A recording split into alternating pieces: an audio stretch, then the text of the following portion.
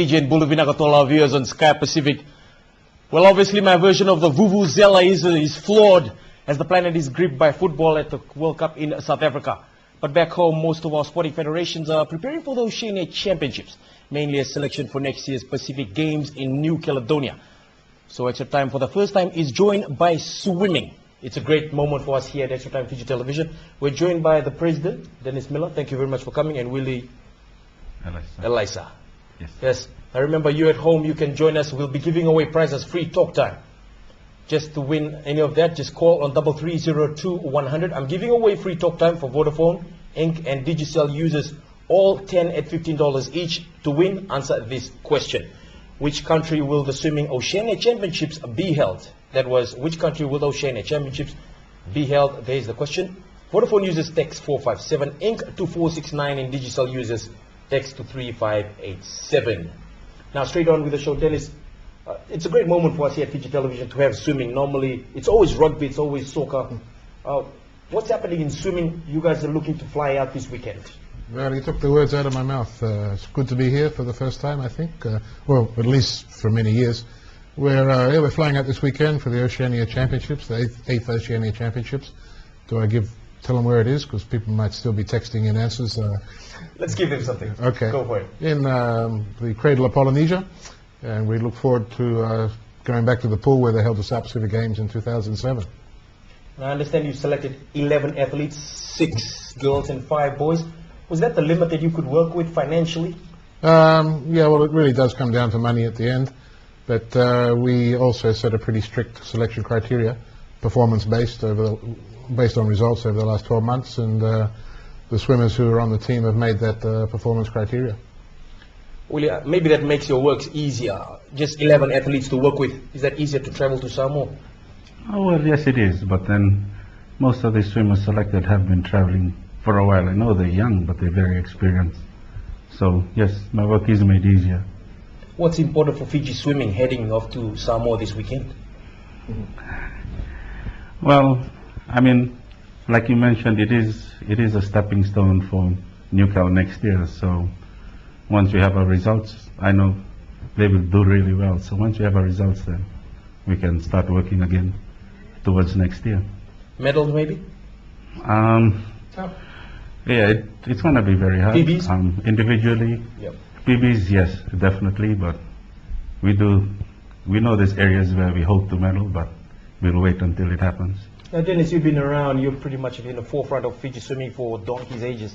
Your name has been all over the place. Great. Yeah. Now, swimming can be compared to athletics. We were yarning just before this. You mentioned that just maybe over a few years you've realized the potential. You've had to realize again the potential of Fiji swimming heading to the Pacific Games. Yeah, well, if we go back, I think '99 was probably our last best achievement as far as the Pacific Games is concerned, with Caroline Pickering and Carl Probert up in Guam, where we won a bunch of medals. But 2003, 2007, the squad numbers dropped, and so about 5-6 years ago we put together a plan to work towards Noumea and hopefully London at the Olympic Games. And so you see this crop of young swimmers, because I mean the oldest is 17 and the youngest is what, 13 really, 14? Yes, 14.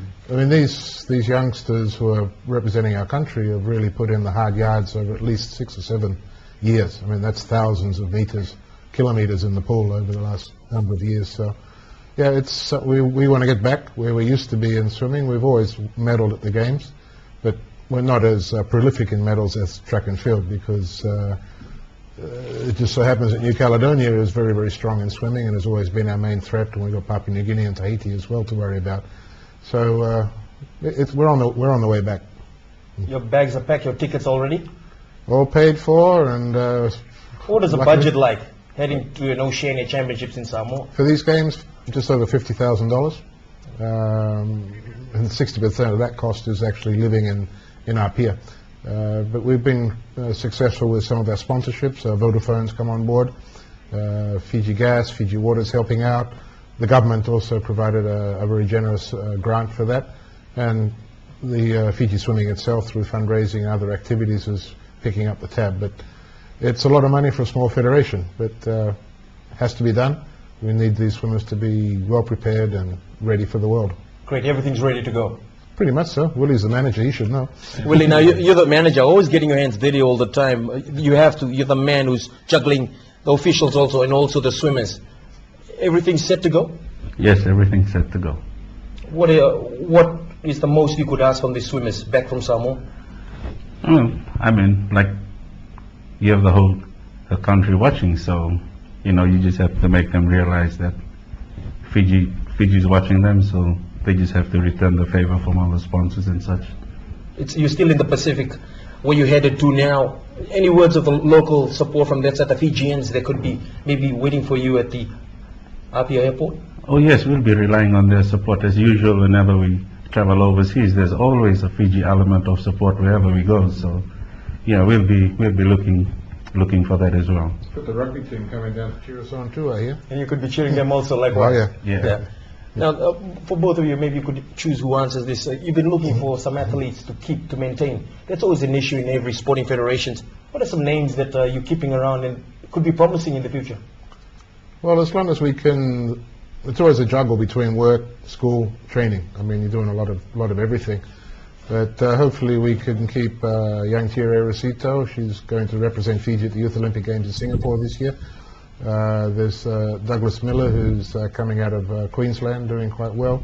But I mean, really, all of these young swimmers, we want them to carry on. We just have to create the environment where they want to keep on carrying on, because Have you created that environment? we'd like to work on it. We've got lots of competition. We're upgrading our coaching programs. We're trying to make the sport interesting and exciting and offering these incentives, the overseas travel. But really, when it comes down to it, it's still a very family-oriented sport, parents, swimmers together, and as You long see as that like it's a bad thing. it's not a bad thing, but it can be a bad thing because people start getting oriented too much on exams. But you know, if you look at a swimmer like Carl Probert, I mean, he's a master's degree honours student from Sydney University, still swimming, still competing, and he hopes to, you know, he's a real role model for all athletes in Fiji, not just swimmers, for the time that he managed to swim, go through school, graduate, maintain a very good balance of sport and education and work. So that's the sort of thing that we'd like to see all these youngsters working towards.